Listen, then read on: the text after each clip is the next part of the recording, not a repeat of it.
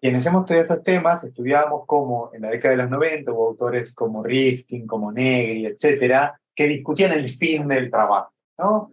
Y parecía que se habían equivocado. No se acabó el trabajo en los 90, por supuesto en la Argentina sí, pero eso fue por una cuestión de política, digamos, de la política que se aplicó acá. En los países centrales no se generó desempleo, eh, más bien el empleo se mantuvo o creció, y el avance de la automatización hizo que en tiempos muy recientes, este artículo es de ahora, de septiembre del año pasado, le decía, hizo que los economistas volviesen a mirar lo que había pasado realmente durante los 90. Y básicamente lo que encuentra este estudio, es un estudio bastante basado en datos, es que lo que pasó, digo, y este estudio triangula bien con otros, ¿no? Que muestran lo mismo. Lo que pasó en los países desarrollados no es que se redujo el empleo, sino que aumentó la desigualdad, o dicho de otra manera, se redujo el salario de los trabajadores. La manera más, acá ellos dicen que entre el 50 y el 70% del cambio en la estructura salarial se debe a la automatización, ¿está bien? Y miren este gráfico, lo que vemos a la izquierda son varones, lo que vemos a la derecha son mujeres, y esto es una evolución del salario entre el 60 y el 2000, y lo que podemos ver es que eh, hasta la década del 80, si bien había una brecha entre la gente que había tenido educación universitaria y los que habían llegado a la educación secundaria, había una brecha, la evolución era similar. A partir de la década del 80 se desacoplan y los que tienen educación secundaria o no terminaron la secundaria empiezan a caer, mientras que los que tienen educación universitaria mejoran. ¿Está bien? Es decir, eh, los que hacían tareas que fueron automatizadas sonaron. ¿Está bien? Perdón, esta gráfica ya se las mostré, y entonces, resumiendo un poco, ¿dónde veo yo que hay una diferencia entre este cambio tecnológico y otros anteriores? ¿No? Para empezar, como decíamos antes, la literatura nos dice que históricamente se genera más empleo, pero cuando miramos eso, cuando miramos la letra chica, también nos dice que hay un valle de la muerte, que hay un periodo en el cual los viejos empleos cayeron y ese efecto positivo de mayor productividad que genera en la economía se ve recién más adelante. Entonces la pregunta es, aún siguiendo, entonces, si se repitiesen los escenarios históricos, es cómo se transita ese valle de la muerte. También se nos dice que durante ese valle de la muerte debería ser el rol del Estado hacer de colchón, ¿no? Dicho mal y pronto, bueno, en cada cambio en la economía hay ganadores y perdedores, cobrarle impuestos a los ganadores y con eso subsidiar, bancar a los perdedores, ¿no? A los que se quedan marginados. Pero claro, una diferencia entre esta época y otras anteriores es que los ganadores, en este caso, pueden estar muy concentrados. Cuando fue la primera revolución industrial, había un montón de talleres de artesanos y se generaron un montón de fábricas. Ahora, lo que parecería suceder es que esta tecnología la tienen los cinco de siempre, ¿no? O sea, no sé si están familiarizados con esta sigla, GAFAM, Google, Apple, Facebook, Amazon y Microsoft. ¿Está bien? Entonces, ¿cómo les vamos a cobrar un impuesto nosotros de los países periféricos? Los países centrales incluso van a tener problemas, porque probablemente muchos de estos tengan gran parte de su ganancia radicada en las Islas Caimanes y anda a cobrarles un peso. Pero, digamos, si ellos, para los países centrales va a ser muy difícil, para nosotros los países periféricos más todavía. Con lo cual, ¿cómo va a ser el Estado para proveer ese colchón? Nadie lo sabe. Otra de las cosas de las que se nos habla es la reconversión laboral, ¿no? O sea, la idea de la reconversión laboral es que los estados deberían garantizar, junto con los empleadores y las universidades, programas de capacitación para que los trabajadores y las trabajadoras como que se pongan a tono con la nueva demanda tecnológica.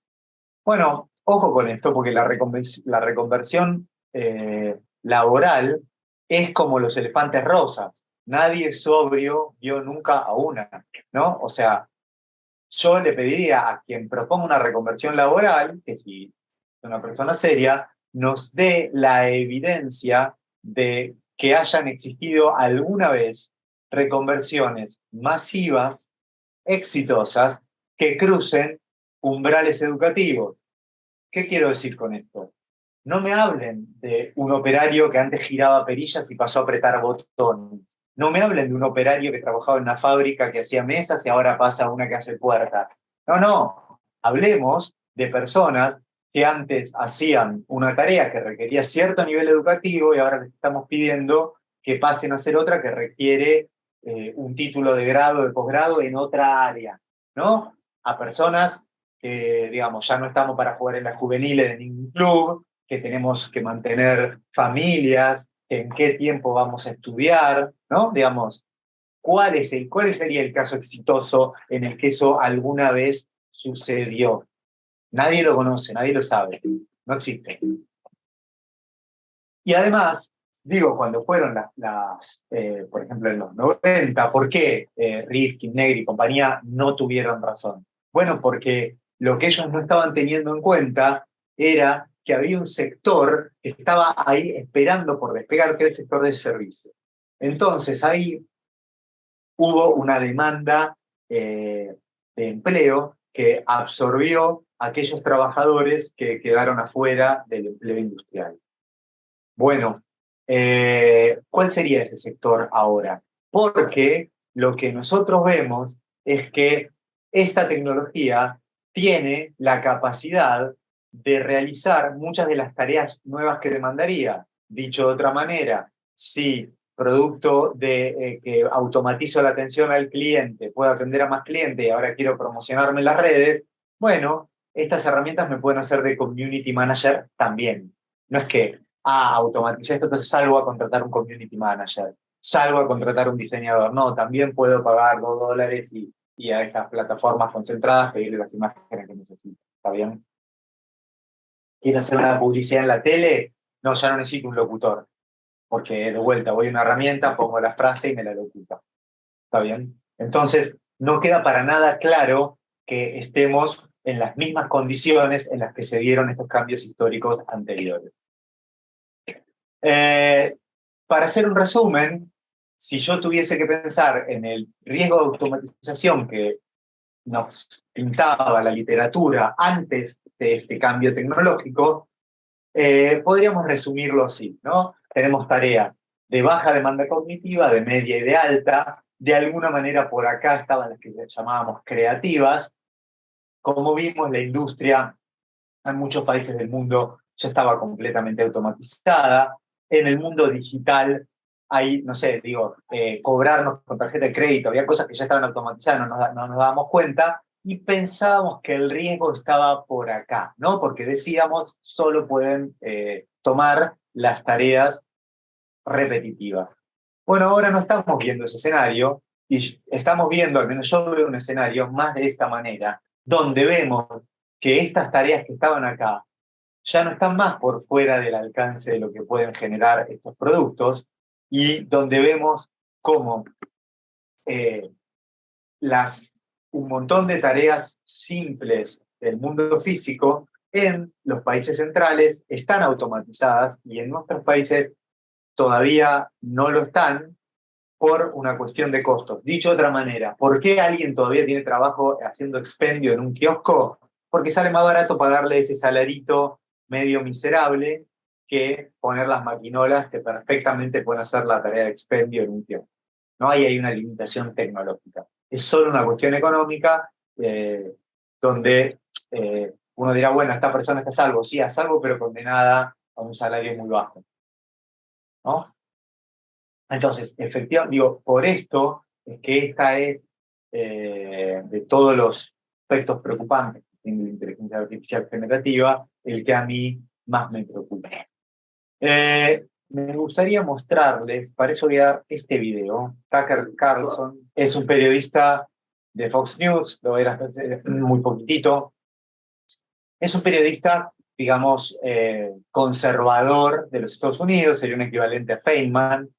Es un periodista que, para que entendamos su posicionamiento político, él piensa que el presidente de la Argentina actual es un comunista, ¿no? Digo, o sea, es una persona que defiende a rajatabla el capitalismo. Él dice que el capitalismo es el mejor sistema económico, un defensor acérrimo del capitalismo. Y vamos a ver lo que él dice sobre la polémica de si habría que permitir los camiones automatizados. A ver, acá ya lo tengo, acá tengo el sonido. Pero, es un minutito. Jobs from folks. Yes. And you make specific reference to truck driving and the fact that there are going to be these automated cars on the roads. So would you, Tucker Carlson, be in favor of restrictions on the ability of trucking companies to use this sort of technology specifically to, sort of artificially maintain the number of jobs that are available in the trucking industry? Are you joking? In a second. In a second. In other words, if I were president, when I say to DOT, to Department of Transportation, we're not letting driverless trucks on the road, period. Why? Really simple. Driving for a living is the single most common job for high school educated men in this country, in all 50 states. By the way, that's the same group whose wages have gone down by 11% over the past 30 years. The social cost of eliminating their jobs in a 10-year span, 5-year span, 30-year span is so high that it's not sustainable. So the greater good is protecting your citizens from, look, capitalism is the best economic system I can think of, I think that anyone's ever thought of. But that doesn't mean that it's a religion and everything about it is good. No, but there's no Nicene Creed of capitalism that I have to buy into. What I care about is living in a country where, decent people can live happy lives, actually. And so, no, I would say immediately, no, are you joking? And I maybe would make up some pretext for public consumption, like, oh, they're dangerous. The technology is not quite finessed. No. But the truth would be, I don't want to put 10 million men out of work because you're going to have 10 million dead families, and the cascading effect from that will wreck your country. So back to the technology question. So it's fast. Bueno, me gusta poner este video porque un personaje que no puede ser, bajo ningún punto de vista, digamos, sospechado de tener una sobreempatía con los trabajadores, bueno, aún así hace este planteo. Entonces les quiero contar, para terminar, algunas medidas que considero que habría que empezar a discutir en nuestro país. Hay una organización en la que participan, una organización mundial, en la que participan 28 países, incluido el nuestro, la Unión Europea, Estados Unidos, casi todos los países desarrollados. Y ese foro propone empezar a considerar la semana de 4 días sin reducción salarial, ¿no? Un poco, bueno, tener menos trabajo que se distribuya de manera más justa. Se pregunta si en el mientras tanto no hay que considerar el ingreso universal básico, una medida que es muy polémica, tiene un montón de aristas. Después, si quieren, hablamos de eso. Yo me pregunto si, así como las grandes capitales del mundo han limitado de manera artificial la cantidad de viviendas que se pueden poner en alquiler por Airbnb, porque si no, los habitantes de la ciudad se quedaban sin la posibilidad de alquilar. Bueno, si no, tenemos que poner una limitación también artificial y hay que hacer que las grandes empresas tengan una proporción mínima de trabajadores y trabajadoras, aún cuando económicamente les convenga automatizar todos esos puestos, ¿no? Creo que tenemos que avanzar en mejorar nuestro sistema educativo, ¿no? O sea, nuestro sistema educativo ha hecho grandes avances en los últimos 30 años, casi hemos eliminado el analfabetismo, hemos incluido millones de personas que antes estaban excluidas. Yo soy muy fan de nuestro sistema educativo, pero creo que todavía tenemos que trabajar primero en que informática, vamos a decirlo bien, ciencias de la computación se enseñan en todas las escuelas, pero además, esto que decíamos antes, ¿no?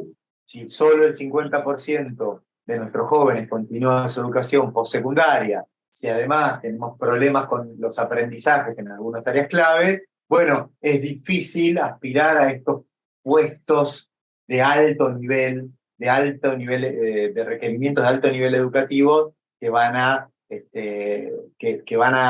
quedar por fuera del peligro de la automatización, ¿no? La Unión Europea es algo que está discutiendo ahora muy activamente. Está la idea del semáforo, ¿no? Donde dice hay algunos sistemas que vamos a prohibir, lisa y llanamente. Hay algunos que van a tener riesgo muy básico y no les vamos a poner ningún requerimiento.